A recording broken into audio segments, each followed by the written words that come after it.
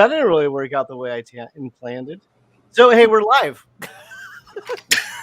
What's up? I was going to bring everybody up, and the video just went right to the end. So here we are. We're live. I'm Jason.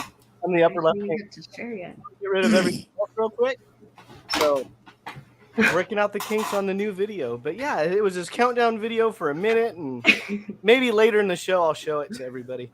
But for now, NorCal Karters, Monday night. Or Ashley calls it NorCal Mondays. So tonight, this is the mechanic show, the karting mechanic show, and this is part 2. And we have Tavish McGrain on, we have Michael Michoff on, we have Carl Freeze on, we have Ron White on, and of course we have Ashley on. And without further ado, let's bring up Tavish. Tavish, how are you doing this evening? I'm doing all right. All right. So, for those who don't know who you are, give us a little background. Tell us who you are, your home track, what you do in karting. Go from there. So my name's Tavish McGrain. I've been in karting for about 10 years now. Started at Motorsports and then moved out to Snow about 7 years ago. Ran Cameron Karting for 5 years and then started my own team last April. All right. So what are you doing this year? Just running the team. I got 4 or 5 regular drivers for every Sonoma race, and then I got a lot of other drivers that are going to do 1 or 2 here and there, and a lot of recreational drivers. Very cool. All right. Well, thank you for joining us tonight. Next up, we're going to bring up Michael Michoff. Michael, how are you doing? Hey, how's it going? I'm doing good. That's it? Got to introduce yourself. Oh, okay. Well, yeah, my name is Michael Michoff. I've been in karting for 15 years. I started out when I was a little kid, 2007. Right now, I don't race as much as I used to. Now I pretty much do I do driver coaching and data analysis with SpeedSense Motorsports on the West Coast, and then basically back east, I kind of do my own thing and just work as a mechanic / driver coach for anybody who needs some work. So you're a mercenary for hire? Yeah, for back east stuff. For back east. Yeah. Perfect. And then let's see here. Next up, we're going to have Carl Freeze. Hello, everyone. How are you doing, Carl? I'm doing good. Doing very good. All right. So tell us about yourself. I got into karting in 1993, so that's going on almost 30 years, 29 years of karting. So it's been a sport I've loved individually, as well as with my son, other family, friends, and now as a team. So pretty much seen everything there is. Going back to the old Region 11 NorCal stuff, back when NorCal Karters really started. So very cool. And let's see here. Next up, we're going to have Ron White. Ronnie. Yes. How are you doing there? So Good, my name's Ron. Oh, I'm doing great. I get to come on the show, get a little bit of entertainment for the night. So it's going pretty good so far. I got into karting when I was about 4 to 5 years old, which I'm 44. So 39 to 40 years ago. So quite a while. 44 your real age, or is that your racing age? No, that's actually my real age now. Oh, okay. Because I don't really care anymore, right? So I got into karting. I did dirt oval. I did road racing. And then I got really interested in sprint racing. I came back to sprint racing maybe 18 years old, 17 years old.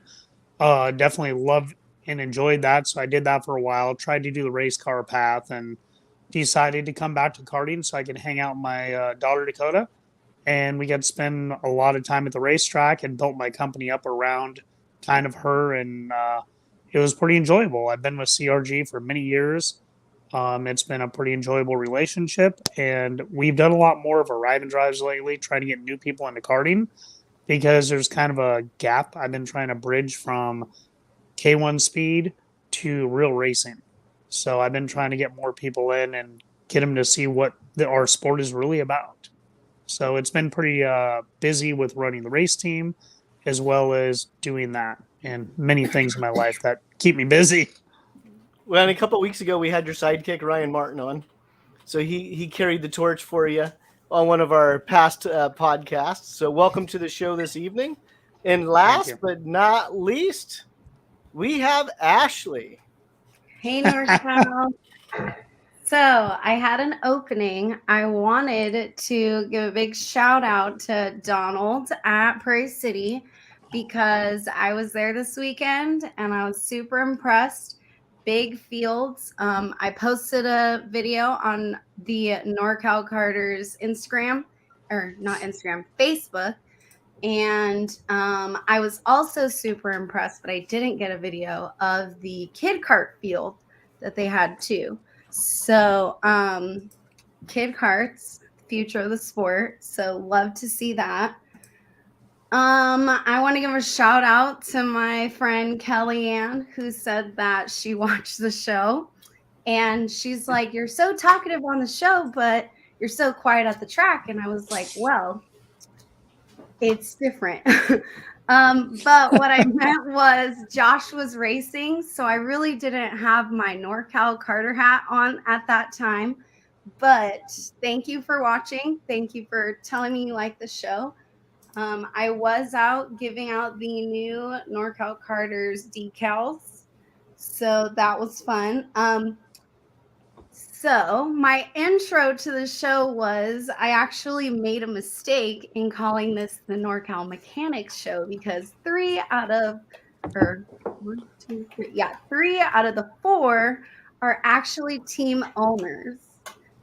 So I apologize for that, but I do want to give you guys props for running your guys' teams and supporting NorCal karting. So thanks for coming on the show, and here we are. I think a kart shop owner is just a mechanic that has to pay for the bills. I'm pretty positive of that. You're pretty positive of that? It's more just like the stores carts. The storage is the best part. I like working on it more than I do running the team, if you want to know the truth. Oh, yeah. I've seen you at the track swinging some hammers and changing axles and changing seats and, oh, let's try this spindle and let's do this and let's do that. Swinging or throwing hammers? Well, swinging is the polite way of saying it. Yeah, more throwing. So once again, thank you for joining us on the podcast tonight. You we're live streaming to Facebook and YouTube, and we appreciate the time here. And should I answer that? It's like potential spam. I should have turned my ringer off. I'm gonna check mine right now. I just checked mine as well. Yeah. You just what? I just. I had a message from Ashley. Where are you at? You're just now checking your messages? Yeah, I told you I was eating dinner. So let's go around the clock here real quick. I don't know if anyone really mentioned. I think Tavish did, but as far as your home tracks. So Tavish, we'll start with you. Where's your home track? Well, it started at NOLA, but now it's Sonoma. Now it's Sonoma. Ron I've been White? in Sonoma now for 7 years. Sonoma, and then basically I was going to say Ashley brought up Durbin's track. I Yep. went there Sunday for the first time in a while. Really nice. I was pretty impressed. We're going to try and go more often. He's put a lot of work into the facility out there. A lot, and it was it's taken a lot of time and effort, and pretty impressive. Yeah. Yeah, and it's a lot of people have asked me, it's like, oh, why do you give Donald so much attention? It's like, well, he's doing a good thing for the sport. I mean, he's put a lot of time and money into the track. Granted, he's also a sponsor of NorCal Karters, so that doesn't hurt. But it's when you go to a track and you're always seeing changes going on. I was out there last Thursday and exiting turn 3. So a lot of people will know that as you come onto the track and where turn 3 exits, he paved that. To give the karts a little bit more runoff. And not necessarily, I mean, all of you know, as a racer, if you give them an inch, they're going to take 2. But there was such a big drop at that part of the track. And I don't know if it's really going to be beneficial for guys to use all the concrete at that spot. But, he paved it in and just in the reasoning, he just goes, I got tired of people losing sprockets and chains right there. It's like, it's so simple. So every time I go out there, he's doing something nice with the track. So enough about Donald and Prairie City Karting, pckarting.com. Michael Michoff, your home track. Oh man, I think when I started racing, I probably spent an equal amount of time between Prairie City, Davis, and Dixon. That was for the first 3 years, and then from 2009 really all the way from 2009 up until now, Sonoma. Sonoma's probably, I'd say, my home track. I've spent the most time out in Sonoma versus all the other tracks in NorCal by far. Very cool. Carl Freeze. Well, my home track used to be the little track of Marina, but that we haven't had that for a couple of years, and I keep holding out hope that we're going to make something happen at Laguna Seca, but until I see something real, I can't get too excited about it. But Come on, Carl, make it happen. Do it. Trust me. Do it. Do it. Trust me. We're working diligently behind the scenes to make something happen. We've got some pretty influential people involved, but it's still political. It's run by the county, so we have a bunch of issues to deal with that. But realistically, Sonoma is going to kind of be our de facto home track this year. We're going to try and spend some time. We've been really enjoying running the rock platform at the Challenge of Americas. Prior to that, when we were just racing ourselves, we did a lot of SCUSA, and we're racing a lot in Southern Cal. But now, looking at it from a team and business standpoint, we don't have customers that are wanting to travel down south. We'd rather stay up north. So Sonoma's got the platform with the rock, and then also we'll mix in some KPX here and there. But Prairie City, obviously, I've been close with Donald since forever, so that's something that's on our radar. We weren't there this weekend, but I think Anthony will be there with the trailer for the KPX race next weekend. But other than that, we're getting ready for Sonoma, Sanzaro race number 1, and then Challenge of Americas the following weekend. Very cool. And Ashley, your home track? I think Kermit. like me legit is Kerman Kart Club, but like in Kerman, okay, in Kerman. The little, the old bull ring in Kerman. Yeah. So, but now it's Sonoma. I've been going there since I think 2009 as well. And yeah, Sonoma, I'd have to say. Sonoma. Well, speaking of Sonoma, 2 weeks we'll be up there for the opening round of Rock Sonoma. And then after that, we'll be back for the Challenge of the Americas at Sonoma. And once again, the Camerons, they're doing the live stream to YouTube of their races. So that should be a lot of fun. Last year was definitely a huge learning curve. And it was by the end of the year, I think we had a good product going out. And yeah, so we're doing it again this year, the live stream at Rock Sonoma. So as team owners that race at Sonoma, how do you guys feel about live stream and the additional kind of attention or exposure to karting? Start with you, Tavish. So far, what I've heard, it's all been positive feedback. I love the streams you guys do. You do good coverage of the karts, not just showing the leaders, showing all the back markers and everyone else going on. The more live we have, the easier it is to promote the sport. Yeah. Right? Just being able to send to my family, my friends that aren't into sports, just sending it to them and them watching it. And I get texts every single time. Like, holy crap, this is what you do. This is pretty cool. So the live stream is definitely helping a lot for the sport. Yeah, and when you say that, I think it's really cool that, like the Camerons, that one, they're the race promoters. Two, they have a kid that races the series, but they have family all over the world. And it's kind of cool hearing back that's like, oh yeah, that we're down in New Zealand and we can watch the race. Or, Kimberly has family on the East Coast and they can watch it live. The Rentalas under was Ron White, right? Was. Not anymore. Was. I love Kimo. Kimo's awesome. Yeah, Kimo's they're a great and family. Alex. Yeah, they're a great family. It's like I call Alex Iceman because it's just I can't crack any emotion out of that kid. I can get him laughing. Trust me, you can get him rolling. You got to say a couple of good things, and the little kid will crack. Then he starts cracking.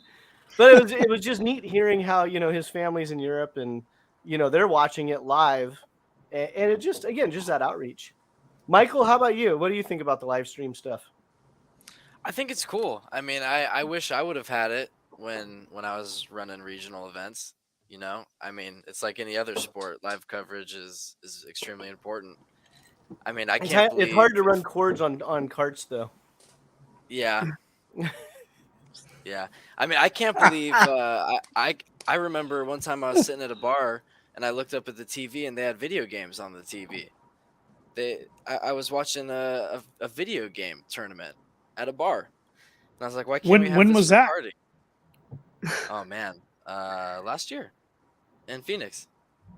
Okay. Yeah, it was Rocket League, and I'm like, if they're broadcasting video games on TV, why can't we have this for karting? So I think it's good that we have the live stream for Sonoma. It definitely helps for the sport, for sure. Yeah, and that question actually comes up a lot. It's like, oh, why can't karting do this? Why can't karting do that? But ask yourself, out of all of your friends in your network, how many of your friends have karts in their garages? Or how many of them have a PS5 or an Xbox? Yeah, most of my friends, when they hear karts, they think of Mario Kart. Exactly, which is a video game. Yeah. But I mean, we're not going to give up. We're going to keep trying and getting karting out there and putting it in front of people. Carl, how about you? What do you think about the live stream stuff? Well, Do you have obviously, internet? I mean, I have dial-up. you have dial-up. Okay. Dial-up. Yeah, dial-up. AOL, you've got mail. Yeah, any exposure is great. I mean, like Mikey mentioned, unfortunately, those video games are being broadcast because they have major sponsors behind them that are household names and Sony, whatever. Unfortunately, in the karting world, a lot of our products are European, and they're not advertising over here. They're not spending dollars with corporations and have a big demand for it. So, it is what it is. But any exposure is great, and obviously, being able to use it as a tool as a business owner to steer a potential customer to say, hey, if you can't make it out to the track, here's a link, watch these, you get an idea of what's going on, and then hopefully it'll at least get somebody's juices flowing a little bit about what we're doing. Yeah. No, it's interesting how you say, video games, and it's like, oh, where's karting? But yet the headline sponsor at Sonoma is a video game company. And then you look at it backwards. Like, when was the last time a video game was sponsored by a kart? Anything. It's a reality. Like, it's not a bash. It's just the reality. And that's why I love hearing about, Ron really pushing, trying to bridge that gap for that K1 racer to get them into a real race kart. Because that's the toughest thing. You can't go to K1 and do a partnership. They don't want to lose their customers. And what are you going to do? Oh, I'm going to send you customers, like one a year. It's like all they have to do is drop a couple grand on Google ads or whatever. But yeah, so Ron, keep plugging at it. Ashley, what do you think about the live stream? I like it. I think having it again to be able to send to people who aren't in karting, and I think also a lot of karters like seeing themselves. So, cause let's be real, like when the photography people come out, the first thing you're doing is like, all right, how many pictures of me do you have? Okay, let's talk about those little blue, like the little kaleidoscope looking picture things, right? It was always like, where am I at? And I think now having it on YouTube is kind of like getting that same reaction, like, oh, I'm on YouTube, look at my race on YouTube. Well, speaking of racers and wanting to see themselves, hey, Tavish, wake up. Since I botched the botched, is it botched? Botched. Since I botched up the intro, I could play it real quick for you guys. This is what I was working on. I know it's cheesy, but I don't have a videographer background. But this is what I was working on, and this was supposed to be my countdown into the show. What's that, Carl? We call it ghetto tech. Ghetto tech. Yeah. Ghetto tech. It's copy and paste videography. That's it. Whatever works. Yeah. Okay, let's see if I can get it to play this time.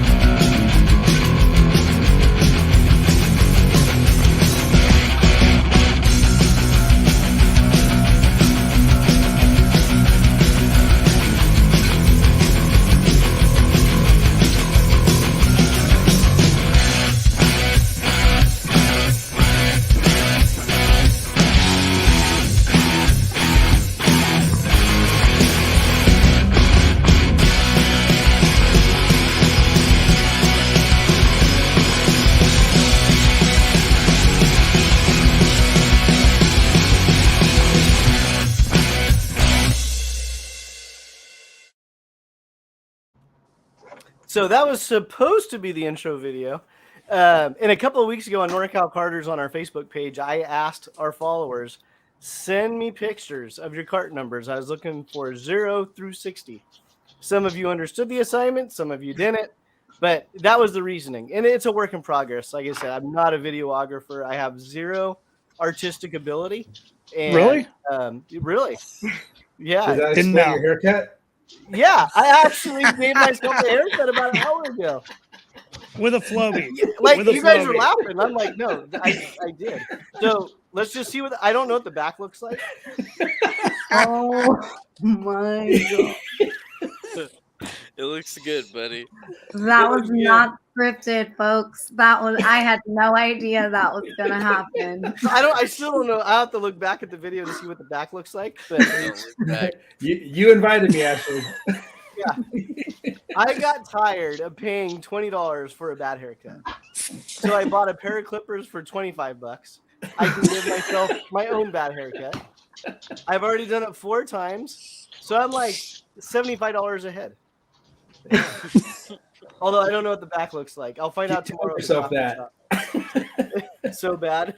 Don't worry about the back. Don't worry about the back. Well, I wasn't going to check. Oh my God. But I can't see the back.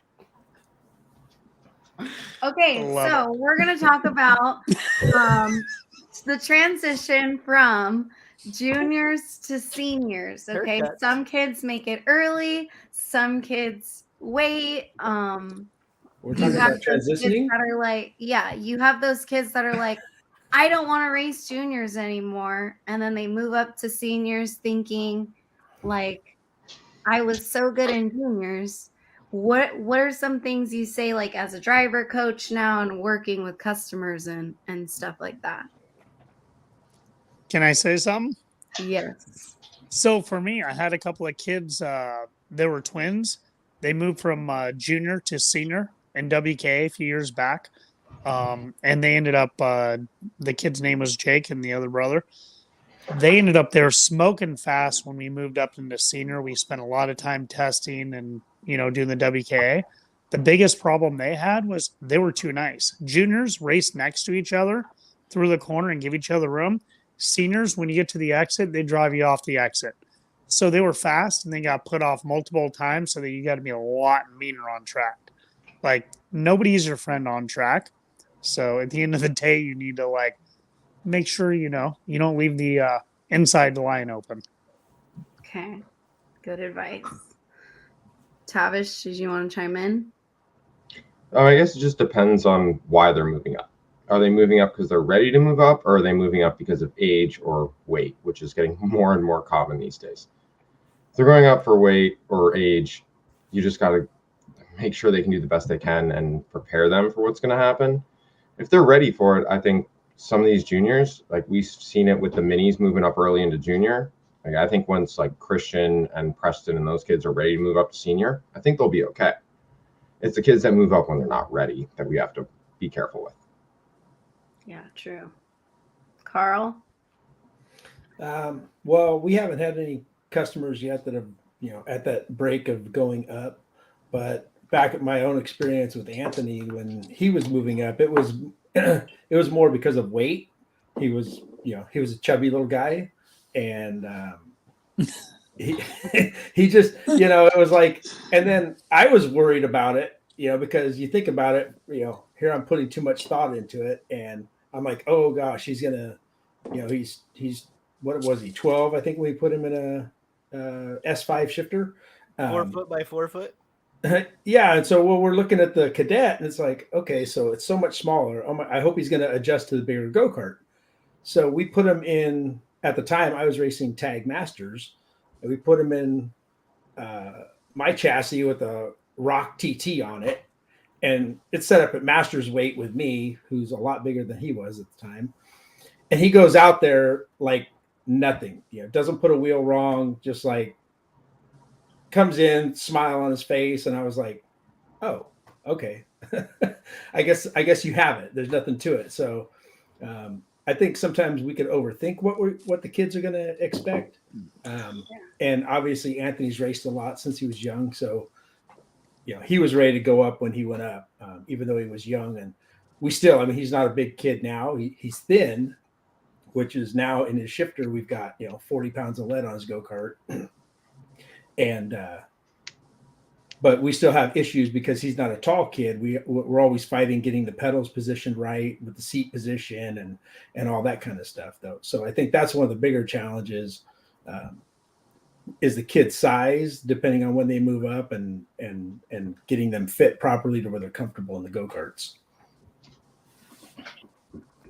How about you, Michael? Yeah, I think the biggest difference is just the like Josh commented. There's a lot more thought process into the racecraft. When you get into senior, you got drivers who are thinking, okay, do I pass this guy right away, or do I work with him and try and catch the group in front of us? Saving your tires. I mean, there's a lot of different things that seniors will think about versus juniors,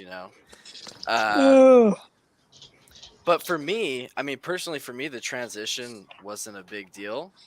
But when I moved up, Rotax was still a big thing, and I wasn't able to move up into senior Rotax until I was 16.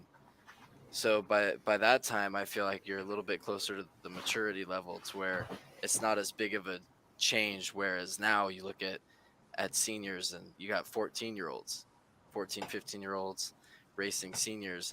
And I'm like, I'm 22 years old, and when I hop in a senior class now, I feel old. I'm racing a bunch of You feel old. Yeah. Ron, don't get me started. All of us strong hung right now. Well, no, but Yeah, I seriously, rolled up I to mean, the I'm grid. I was like, for a second. I roll up to the grid. I roll up to the grid last time. I'm like, so who's gonna call me daddy after the race? Yeah. So, Ron, I have a question for you. Yeah, Will you quit before you run Masters? Fuck yeah, you will. I'm pretty sure. Yeah, Yeah, I'm pretty sure. yeah.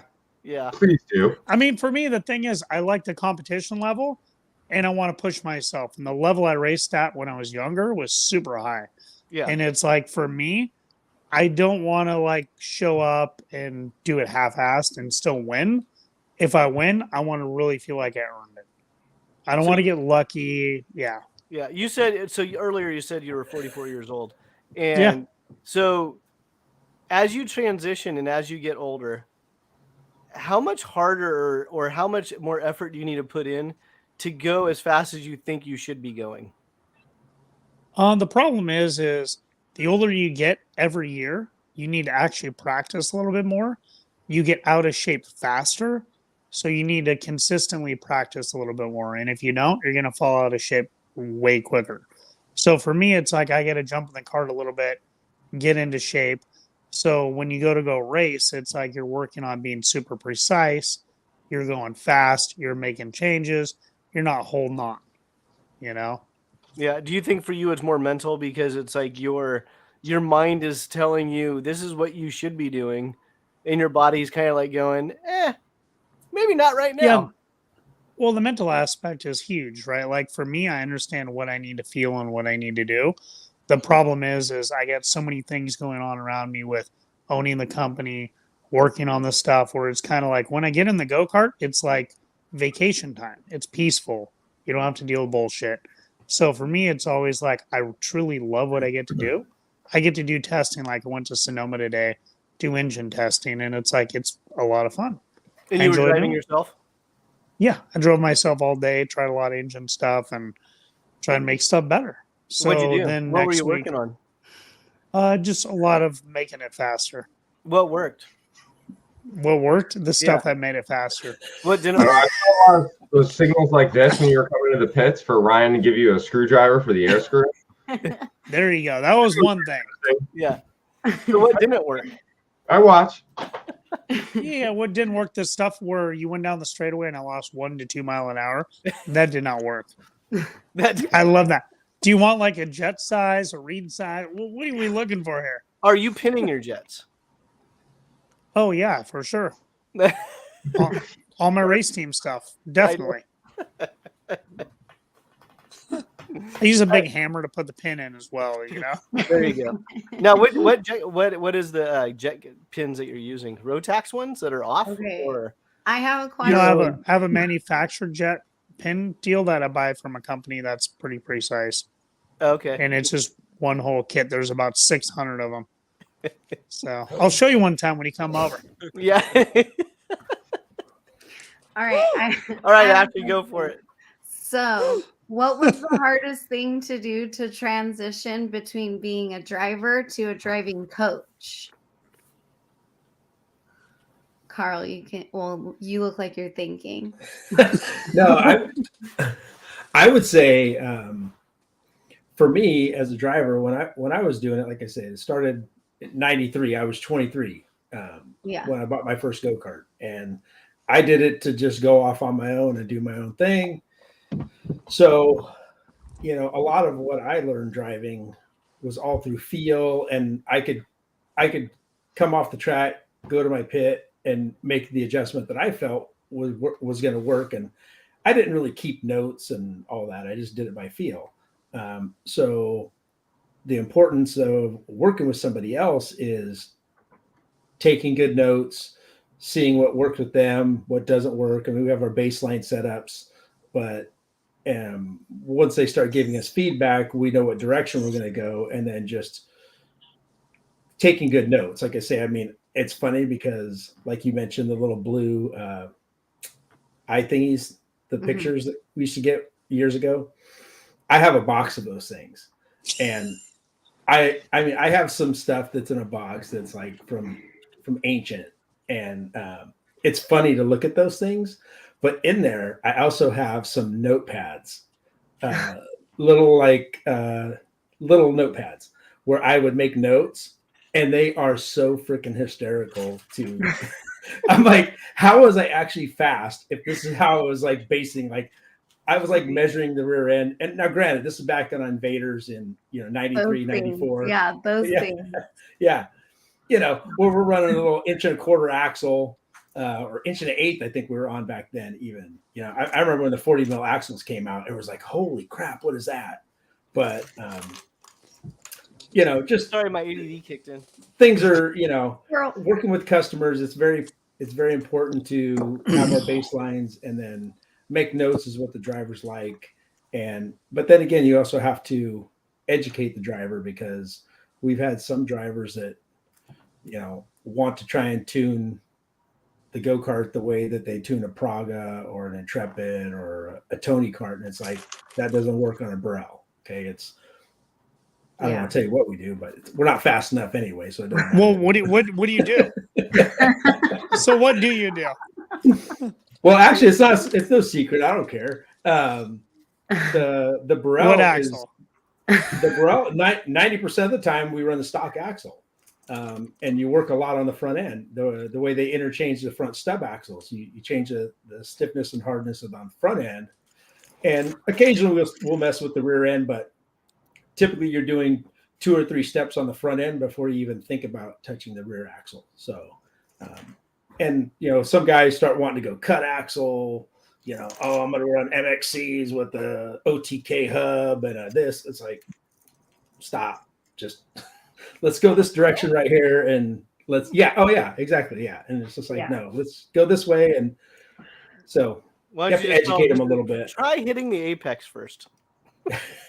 Well, no, I had a customer that we're working with, and I told him, the lap times were like between a second and it was a cadet, and so it was a second to a second and a half between lap times from lap to lap, and I was like, I can't tune that.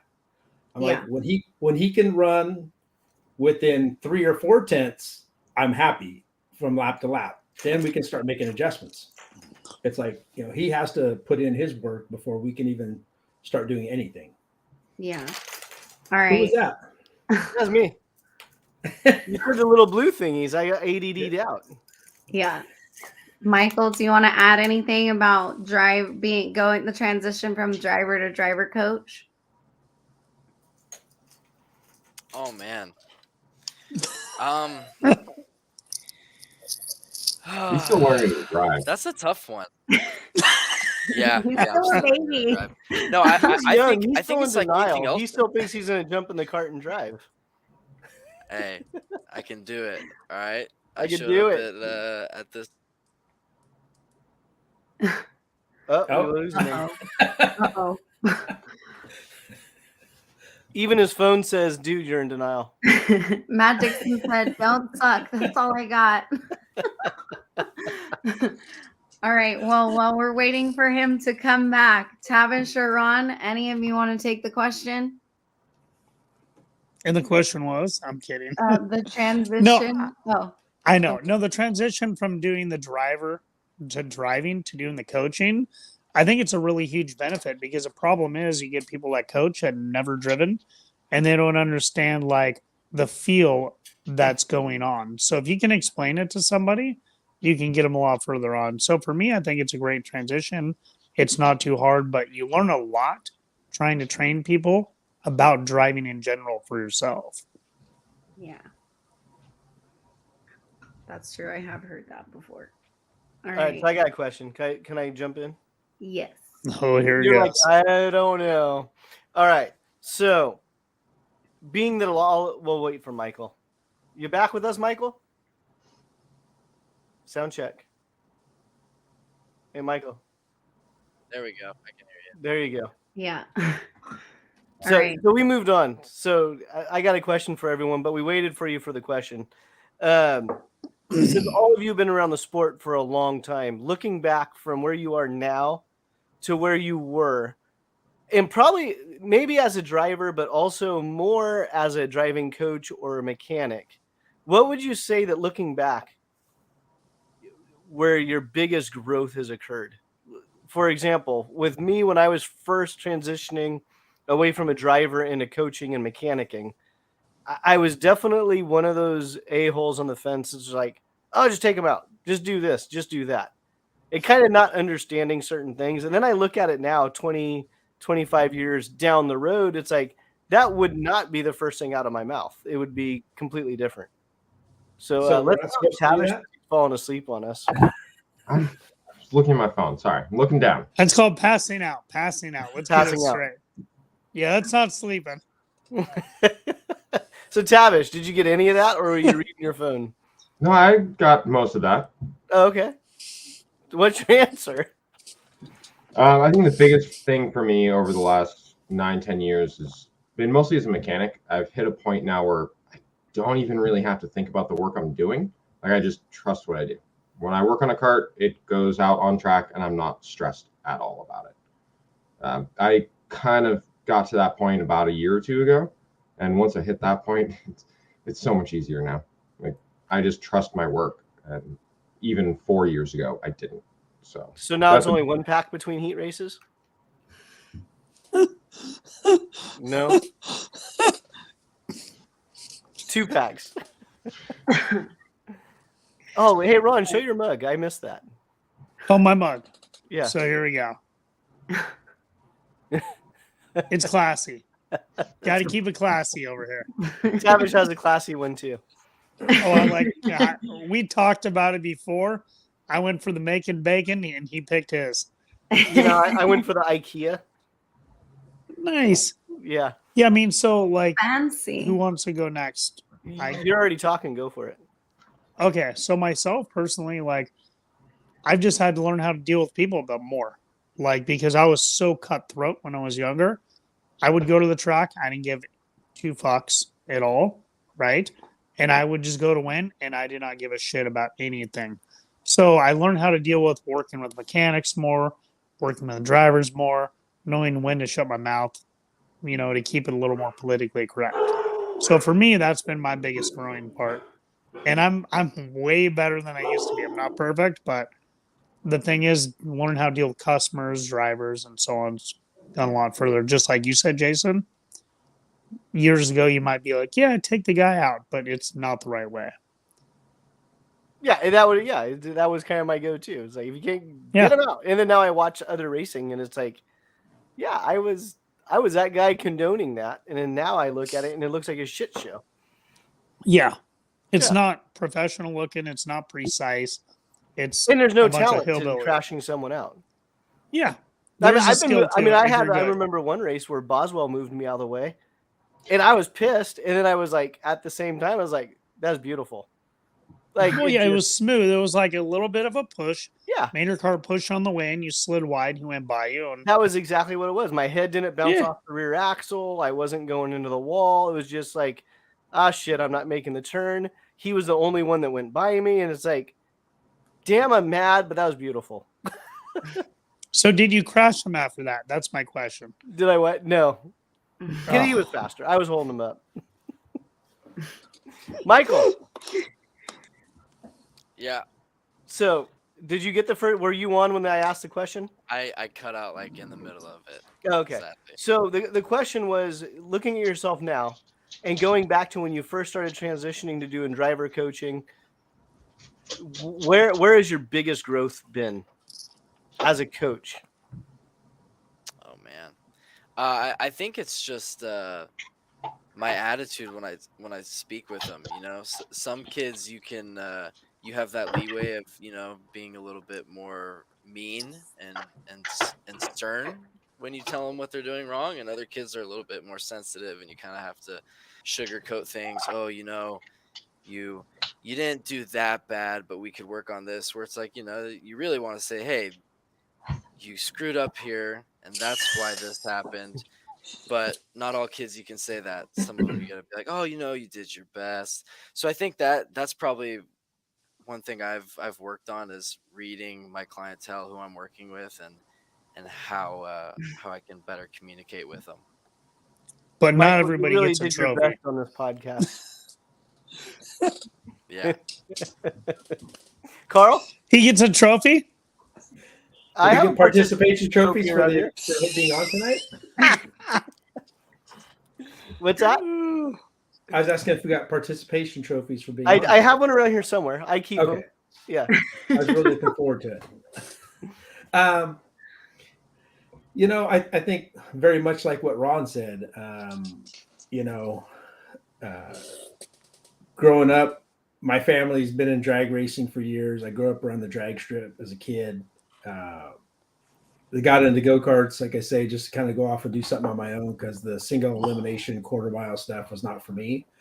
And I kind of had the same attitude Ron has, hey, if you don't like it, take it, leave it, whatever's going to happen, happens.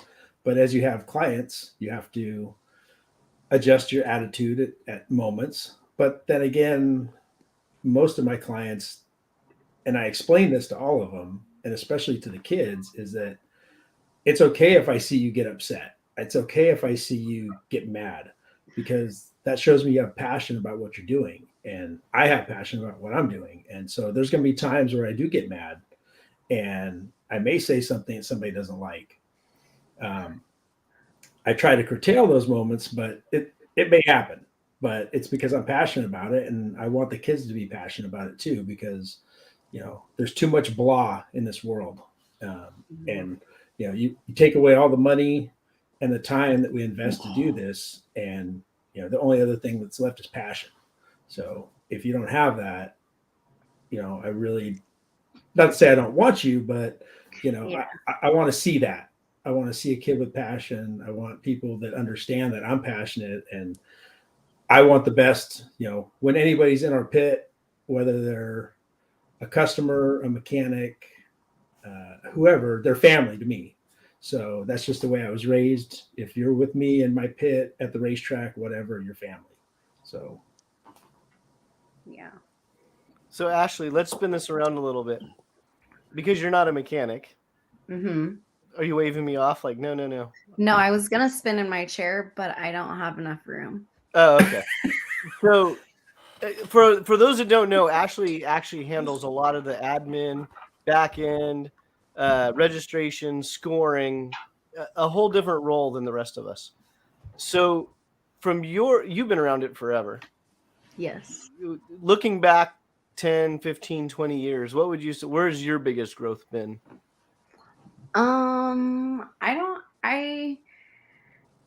I would have to say it would be like not putting up with people that expect me not to know anything.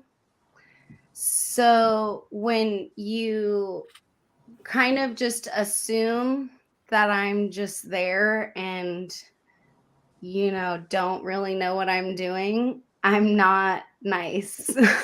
Are you directing that at me? No. But it's kind of like, and I was going to make a comment too, like when Carl's talking about all these changes with MXCs and quarter-inch axles and all that stuff, it's like, I know what he's talking about. All right. So I'm not dumb in that sense. So don't come at me like you think you know more than I do. And when I was younger and kind of not really as not really as stubborn, I guess, and would follow more rules, I don't think I would be able to like just be like, all right, look, I can help you, but you have to listen to what I have to say too. So, and I mean, for example, there's times that Ron and I have gotten into it over pit passes, Ron White? No. Me never. No. And like all of us are shocked to hear that. Yeah. So it's like, okay, yeah, but my biggest growth is like I would have went from how can I deal with this to now I'm just dealing with it type. No, you shouldn't let anybody push you around. It's good. Yeah. I think for Right? Ron, it's probably just a matter of winning. But it doesn't matter what it is. Like, well, I'm going to win this pit pass battle. I just want to win. I just want to win. No, but I'm always really nice to her, though. I'm always nice to you. Yes, he is. You're nice to everyone, Ronnie. Everyone. I'm nice. I try. And then since we have Ashley, we have Connor's bald spot. Oh. Has a question. For the end of the podcast, when is the next junior show? We're not doing it at the end of the podcast. We're doing it right now. I have a potential date in April, guys. April. So send me a message and I'll put you on the standby list. So let me know, Connor's bald spot. But the junior podcast, that'll be entertaining. So back we to did one a couple weeks ago. It was pretty good. The kids we had on did a great job. Andy commented, Ashley is definitely Josh's tuning phone a friend. Well, what's funny is like for me, I can relate it. So now we have a kid, right? And so we watch Cars 3 all the time. So now when he explains stuff to me, I'm like, no, you just need to tell her that the school bus of death is after her and she needs to get going. Okay. So I do sort of do that, Ron, but not in the way you're giving me too much credit for. Right. So Ron's fighting for all of us. Your pit pass fees and app. Well, I don't control the pit passes the pit pass fees or the app, sir, but come talk to me to my face about it. No, the fees I'm fine with. I hate the fucking app. The app sucks. Yes, That thing's horrible. They put me in contact with the people that are behind it. So I'm fighting for you guys. And they have no idea. Go. They have no idea how to like what karting is compared to doing the app. When you do that app you guys have, it's like, what else information do you want? You want my social security card? You want my bank info? Like, where does the information go on the app for entering the race? It's ridiculous. Yeah. For me, pay money, simple, sign the waiver so no one gets sued and get down the road. Yes. But it's not that easy. That's insane. Well, no, but for real, I am. They did put me in contact with the people that are working on the app.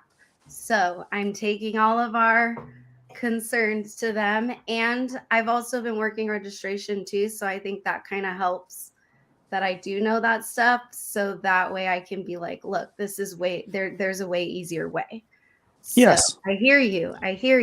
And I'm working on it. So I never take surveys, but can you tell them to put a survey out there for every driver and they will definitely reply to their survey. And it will not be A1. It might be down on the bottom.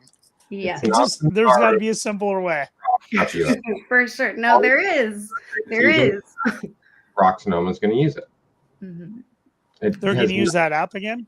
Kimberly or any of that. Talk to Garrett. Talk to Rock Up USA. If you don't like the app, go directly to the people that made it. Yeah. As long as Rock's using it, Steve's going to use it. Yeah. Oh, I gave phone numbers out, and I'm like, here, contact Garrett if you don't like the app. Contact Garrett if you don't like the app. Garrett. Here's his number. Hey, Tavish, what's his other phone number? Oh, you want me to post it? The other one? Yeah. Apps are nice. But to me, the beauty of karting is its simplicity. There's nothing simpler than sign and pay. Yes. Money, cash. I'm super fast, too. I can get you in and out quick if you don't irritate me. I wonder if Andy likes cash when people pay. Cash. I don't know. Let's see. Andy, cash, Apple Pay, tell us. What the fuck? Hey, Andy will be on in a couple of weeks. We actually haven't had Andy on in a while. I love having Andy on. Like, he really should just have his own show. All right. Sorry, guys. I just got a popsicle. You just had a popsicle? Here we go. So, we're going to head into final thoughts because I do have to answer questions about the shows that we got coming up. So, well, I'm not done yet. We're going to go around. Andy and I are just warming up. Shout outs to your team. We just got 3 comments in a row. Okay. Who's on your team, where you're going to be at, what your 2022 plans. Okay. Tavish, we'll start with you. I'm going to get the comments sorted out. All right. So I've got Rock Sonoma. I've got Josh Buttafuoco, Balin Venkatesh, Dylan Turner, forgetting a 4th one. Neil Joseph's going to do a couple of them. I got another new junior that's going to show up for the 2nd race. So pretty solid little program for the local stuff. And then about 2 or 3, they're going to do all of Challenge or the last round of Challenge, Rockfest in Vegas. So pretty nice year, focusing on my recreational drivers. Good stuff at Sonoma. Also, they're open on Saturday. It's not on the schedule, but they're opening on Saturday this weekend. John Smith, did you hear that? John Smith. John Smith, where you at? Ronnie's going, who the fuck is John Smith?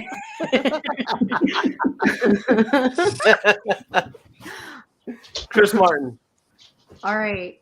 Ron, who do you got with you this year? What are you excited about? Where are you going to be at? I mean, I'm really excited about the Rock Sonoma races. We're going to run all the races there. It's right in my backyard. That's why I moved up here. We're going to do some of the Prairie City races. So we're going to get all the two-stroke stuff for that. We're going to run Supernats. We're going to run Rock Vegas. We're waiting for Garrett to actually get a schedule for Vegas, when it's going to be, where it's going to be. So hopefully we can lean on him a little bit. And then, yeah, for drivers, I got my normal Ryan, Martin, Patrick O'Neill, Kevin Woods. There's some brand new ones from the Arrive and Drive that are actually going to come out and start racing. A lot of master tag in the GP Rock class. So I'm just trying to get those older guys into that class to keep that rolling.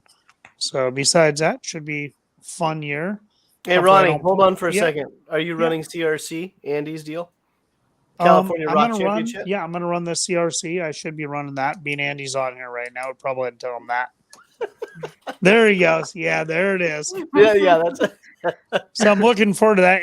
Andy just kind of rolls with it, and it's a lot of fun going to his races. The challenge we've definitely enjoyed. It's been a lot of fun going to, and they run a really good program. If So- anyone wants to hire me for Pat's Acres, I complain. I don't work in the rain. I don't like long hours, but I love He Pat's. has a bad haircut. My haircut's He's- beautiful. He's Have you seen the terrible at back of it? announcing. Have you seen the back? Okay. That's like the Floby. Who wants to go I next? tried to buy a Floby. They're like $200, and they were on back order for 8 months. Not joking. I really looked into it because then I didn't have to Oh my cut the God. hair. Like, yeah, it was like 8-month back order for a. How about this? I'll give you a deal. You come over, I'll cut your hair at the next race. In the pits. Done. Well, there is an ongoing. mean, why thing not? that- Okay. We have an Carl, ongoing thing. Carl. If we hit 1,000 subscribers on YouTube, I'm gonna shave a stripe down the middle of my head. Hey Tavish, you hold them down. I'll shave it next A race. reverse mohawk. Wait, where's Jimmy Gregory when you need him? Uncle Jimmy right now. He'll give you a reverse mohawk. Sonoma Okay, Challenge. Carl, save it. Shout outs, plugs. Who do you got on your team? Where are you gonna be at? Well, as I mentioned earlier, we're going to finish out the challenge series. We're going to run CRC and then Rock Sonoma. All their club races. We're going to mix in maybe some Pro Tour stuff, not NOLA, but maybe Utah and Indy. Drivers, we have Anthony, my son. He's going to run shifter. Will Ferguson may run some shifter with us. We're not 100% on that. We got Eric Doan in a cadet and Nathan Heath in a KA 100 senior and Jeremy Heath in a cadet. And Matt Winfrey is going to be running 100 senior also. And maybe a few other people, but it's fun. You know, it's not too big. 4 or 5 people under the tent. It's a little easy to manage and make sure that. Oh yeah, Josh. I see Josh's comment. Josh is going to run Masters. Me and him have had that conversation as we pass each other in the pits. He's ready to come run Masters. Come on, so, Josh. You're like he's there. 29. There's no room for Masters. I think we should do like a proper Masters 100cc race at Sonoma last race of the year. Ronnie, everyone, Carl, Gary, get Neil Joseph in there, Kevin Woods, Josh Botafuco. Let's have a proper Masters 100cc race at the end of the year. Ron's not pretty- master, For though. bucks to the winner. I'm pretty sure if it's me and Gary, we might be leading, but we both won't finish. And then we're gonna cover it on Monday. Kevin Yeah, Wood for the win. Exactly. Last race of the year, proper stupid Master 100cc race. Just give me a shifter. I get bored in the 100, or at least a GP Rock 100. Won't get I mean, bored you with could, like- Gary class with you. You could have a cigarette and a beer, and you drive. It's simple. I need to figure out a way to smoke a cigarette and drink a beer while driving. That's the next step. Oh, You can. speaking of beer, at the first round of Rock Sonoma after the races, visit Stop Tavish announcing McGrain. that. No more announcing that. Oh no, we rated his ice cooler every race. Come on, though. Over the past 3 or 4 years, how many times has Tavish been in your pits? Anyway, Colin knows me. Hands down. I sell him parts and I take his beer. There you go. Takes my money. 160 grassroots. Mikey gives me beer though. Mikey's solid. I'll give him credit for that. He leaves Jason never does. I brought you a couple cases. You And then announced when Andy gives me a hard time, I bring a bottle so I get 3 more visits. I know the rules. Oh, There are rules. all right, Michoff, go ahead and tell us shout outs, Well- plugs. Who are you gonna be with this year? So actually, right now I'm in Florida. I just got done running USPKS with a NorCal driver, Gabby Guadera. I'm her mechanic, and then I do driver coaching and data for her as well as her brother, Seppi. So we just did USPKS, and then this coming week we're doing the Florida Winter Tour in Orlando. After that, I think we're gonna do some pro tour, some pro kart, some stuff back east.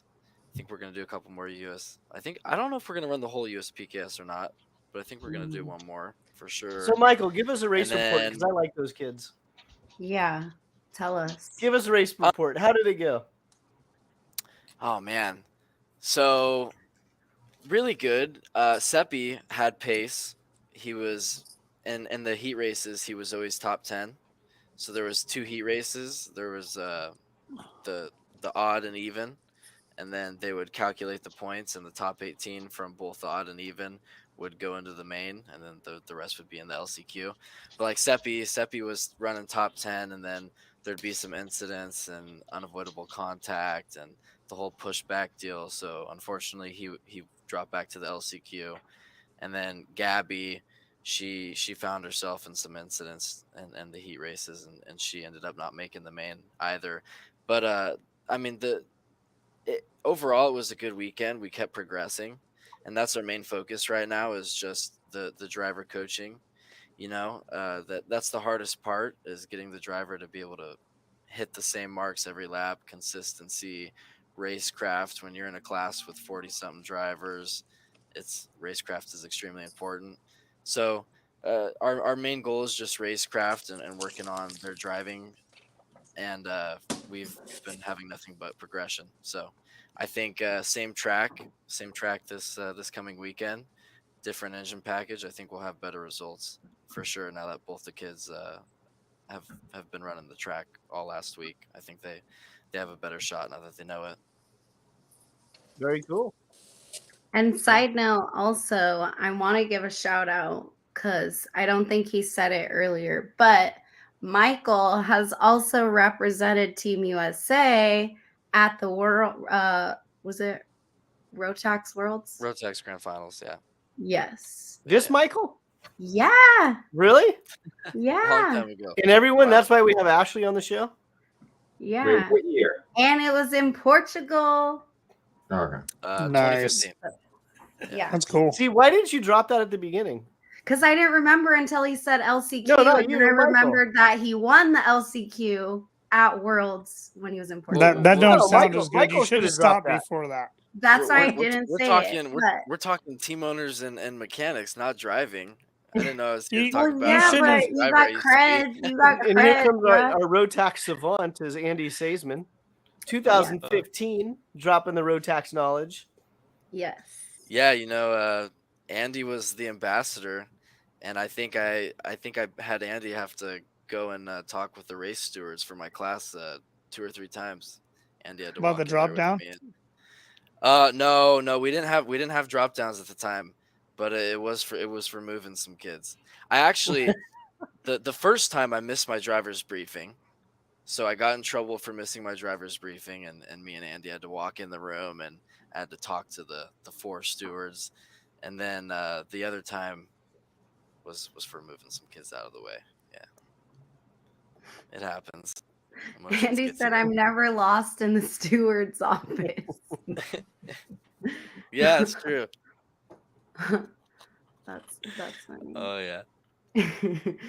All right. time. And then Ron did some pretty cool stuff too, didn't you, Ron? Yeah, I mean, I raced over in Europe for CRG in France, Belgium, Italy. I won in the European Championship in Southern Italy. I won one of the rounds. I get a second the next one. Probably would have won the championship, but then we broke a couple engines. And then I ended up racing. That was a whole European Championship for KZ. And then I've raced Pro Mazda, Z-Tech cars, tried to go to run Indy Lights and, tried to run IndyCar stuff. So kind of stopped about Indy Lights and so on. So I Have need a you little ever bit been to more. Malibu Grand Prix? Driver to Dude, win. I got thrown out of the Malibu Grand Prix, and my picture got posted on the wall, never to come back again. Escorted out by the police. So that was not good. Right. Was that the one in Oakland? The one over in on Woodside. San Jose, off of 101. Yeah, I 101 at Woodside. basically, yeah, me and my buddy were racing. Well, they give you a little bit of a head start. There has a set S's. I drove straight through the grass and passed them, slide jobbed them, kept on going. They were not happy. I laughed so hard. It was the best time ever. So it was good. So yeah, I've raced that and got thrown out of Malibu Grand Prix. So are you up? Are you up for doing like a NorCal Carter Ron White miniseries like we did with GFC a couple years ago? We can Are do you up that. for that? Why not? Like just sit there and talk about yourself. You're good with that? I don't know about that. Maybe not too long. A little bit's all right. A little too much is not good. Too much? I'm No, not I too think it'd be fun though self-centered. because I think a lot of people don't realize. Like I didn't realize Michoff went to the Road Tax Worlds. I didn't know that either.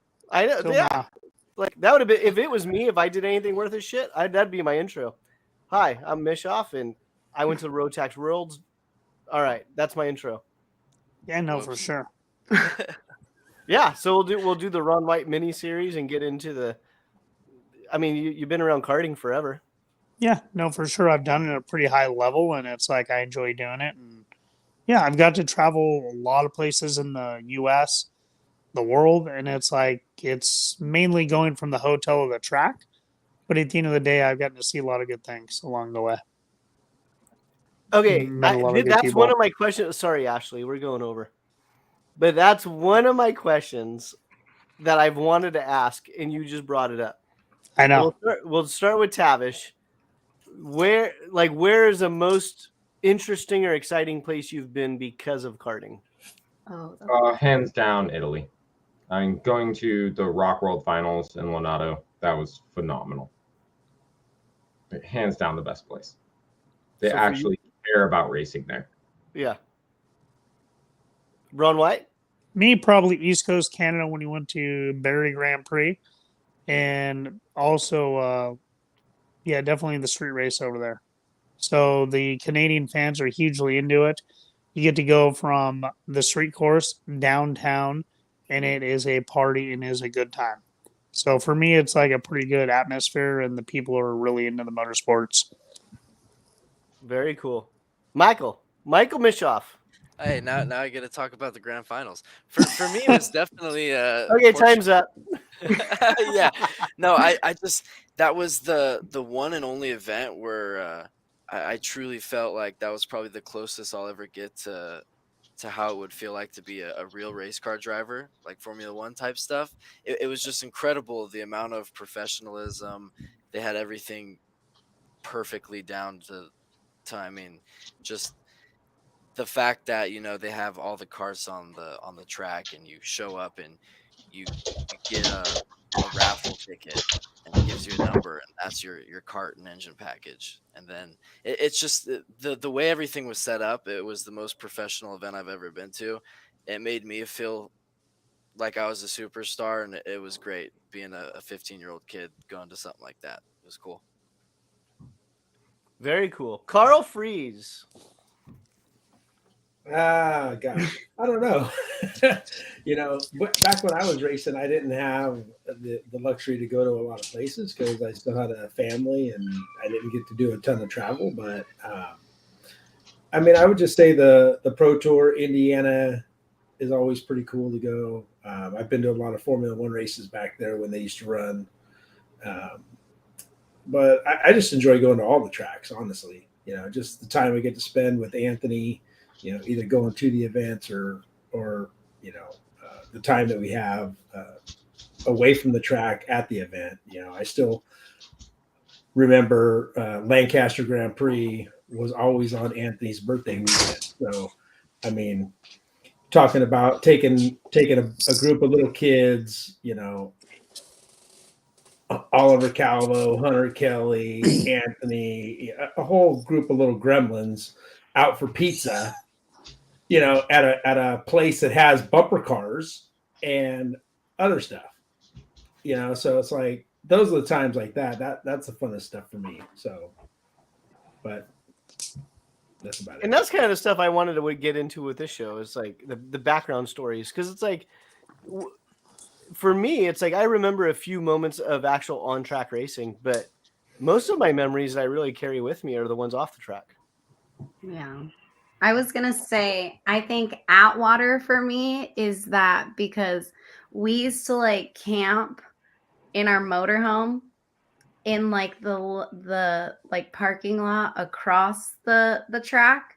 And so it was always like a party over here after we just got done. Like, I mean, with me, it was always like we were scoring or working the scales or collecting transponders or whatever, and then we just had like the barbecue afterwards.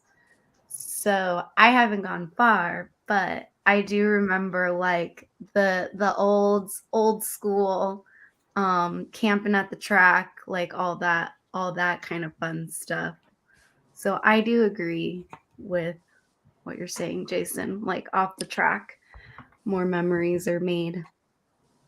Yes, yeah, Ron. I mean that's kind of what we remember. It's like we kind of have the photos or whatever from the result of a big race, but it's away from the track, or it's the conversations at the dinner table, and or the friends you meet, and then when you're hanging out on a non-race weekend, like those were sometimes they get blurred, but yeah, that's why I like asking those kind of different questions. Like what's your favorite race? Like, yeah, I'm sure some people want to hear that, but Rental cars. rental cars. Yes. Yeah. That's been a ball. 100%. Every Carter will agree. Yes. Rental. Yeah. I've even had stories about rental cars. Honestly, every time I get into rental carts or indoor stuff with other karters, I fear more for my safety than I do on the real racetrack. Oh, for sure. Yeah, it just every time it's like, oh, this is gonna hurt. Like something's gonna happen and this is gonna hurt. We're not out there to try and see who can get fast lap. No. And it doesn't matter if we wreck these carts, essentially, is what you also think. You don't have to. Well, they got bumpers around them. They got bumpers. They got They're bumpers. okay. I thought that's what they were meant for. Oh, I think one of my hardest hits in a cart was in an indoor place. Oh yeah. Yeah, I mean, I had bruises on my shoulders and my chest, and just think I had a concussion, and that was thanks to Rainey at Swede Tech. Oh, I get a story. No, the best story. Hey, Chicago, Rainey, you, me, and when we went out that night with Rainey. Which one? Remember the Chicago show we went to, you and I, and we got Rainey on stage. Come on, you got to remember. The Kart Expo. The Kart Expo. We went to the Kart Expo. We got Rainey on stage, and he got literally beat with a girl with a belt on stage. Yeah. Yeah, I was like, he was in his underwear. I've been to a Kart Expo also. You know what though? It's like I love Chicago because of that Kart Expo. It was always like in February. I'll never forget that ever in my life. That vision of him getting beat and chased around the stage by some girl that hated men. I was like, oh my God, this was the best money I've ever spent in my life to that girl. She abused poor Rainey. Oh, we laughed. Rainey did not laugh. She was scared. I felt like bad. Oh my gosh. All right, Jason, we do have to close at some point today. All right. All right. Who wants to close us out? I'm gonna let Ashley close out the show tonight on our end, but for our guests, who wants to exit first? Tavish, you awake? I'm awake. I'm awake. Keep saying I'm asleep. everybody's awake about the Kart Expo story. Yeah. Oh, that was the best. I'll give you better details on it. Not online. Not online. I don't know. Don't ask me. Rotax World Finals NOLA after party. I got some stories from that one. Nice. All right. So we're gonna close out. Carl, you can go first since you're at the top. If you wanna just wait, you don't have to exit all the way, but we'll take you off the screen, okay? Oh, you guys just close. So stay in the lobby, please. Yes, I will. I'm enjoying Yeah. it. Yeah, no, I'd like to say that first off, I love karting. I love all the people I meet at the track. It's definitely fierce competition, but it's still a brotherhood, I believe. And I mean, I've been able to walk over Ronnie's pit and get parts, not a problem. And, I think that pretty much says a lot that mostly guys, yes, we are individual teams and we're competing, but at the end of the day, we all love the sport. We all love what we're doing. And that's what keeps me doing it. All right. Thanks, Carl. Thanks, guys. We'll see you in a sec. Thank you. Bye. All right. Tavish, you want to go next? Well, Carl kind of put it the best way, just the community behind all of it. Just knowing I can get parts from any team, any chassis, whatever I'm running, knowing that we're all here just to have fun. We want to win. Yes, we all want to win, but we're doing it to have fun. And I just love that community, and that's why I'm never going to leave the sport. All right. Thanks, Tavish. We'll see you in a sec. Yeah, I would say myself, it's the people involved are definitely very competitive, like they said. I love the competition, and I look forward to next race trying to make our stuff better to beat everybody. So everybody might get frustrated, but it's enjoyable. So you guys have a good night, and thanks for having me on here. Thanks, Ron. We'll Stay in the see you. lobby. Oh, You just cut him off. I did. All right. Michoff?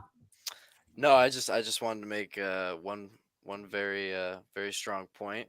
Just remember, if your driver's ever going slow, it's never the driver's fault. It's always either the mechanic, chassis, the engine, or the weather conditions. It's never the driver.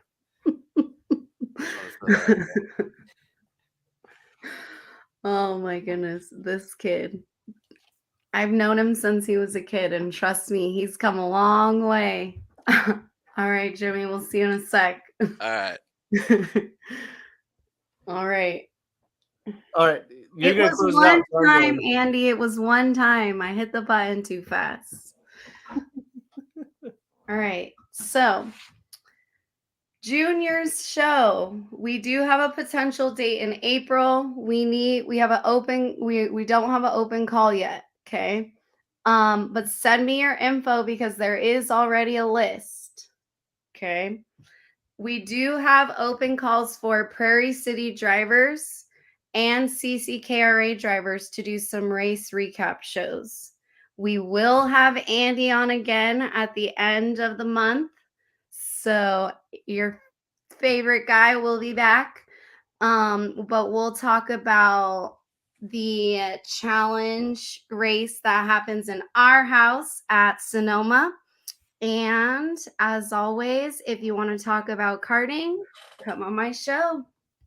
Peace, NorCal. All right, Jason. All right. I'm going to wrap up the show here.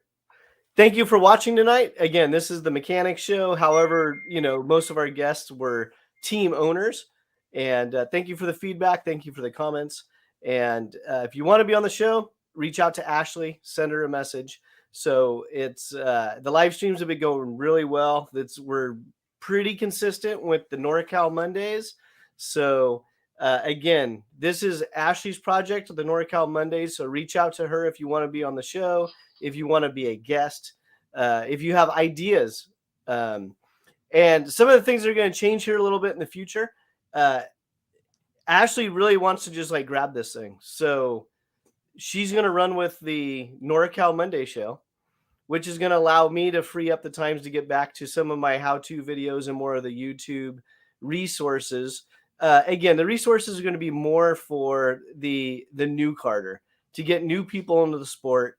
Maybe take a load off some of the shops where they get overburdened with some of the simple questions. That's going to be the point of NorCal Karters. So, hey, Andy, we just addressed that. The host is changing. So that over the next few months, you're going to see a little bit of a change. So it's as far as, again, if you have a show, if you have an idea, if you want to be a guest, reach out to Ashley. And man, it is so much fun to get to know all of our guests. And with that being said, I'm pretty good at rambling, so I'm going to cut myself off. Just remember, if we all get one person into the sport, we'll double by next year. So that's the point. That is the true point of NorCal Karters. The stories are fun. The guests are fun. But the whole point of NorCal Karters is how do we grow the sport? How do we get asses in the seat? How do we get more people at the tracks? So that's it. NorCalKarters.com. Go check it out. Thank you for watching. And if you like what we're doing, subscribe to our channels, share the episodes, and we will see you guys next Monday at 7:30.